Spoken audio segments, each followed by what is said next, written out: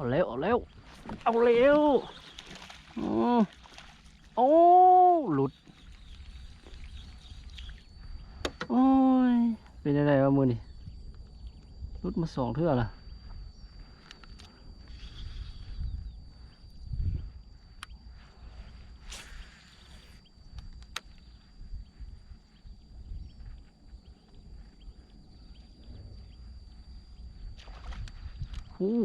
ตู่นี่พี่ลึกเพชรตู่นี่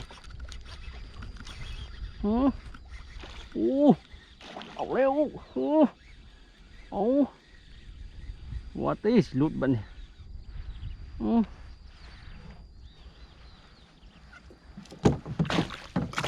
น่าจะบลุดตัวนี้โอ้โหยอดเลยคันเบ็ด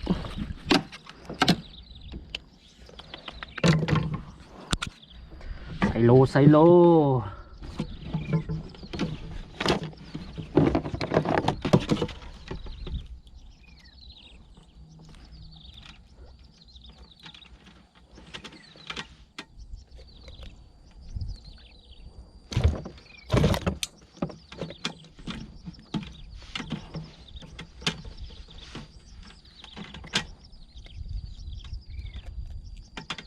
เอา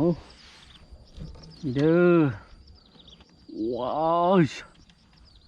งามมึงขี่บางอย่างมันพึ่งออกมาอุ้ยงามเอานี่เด้อ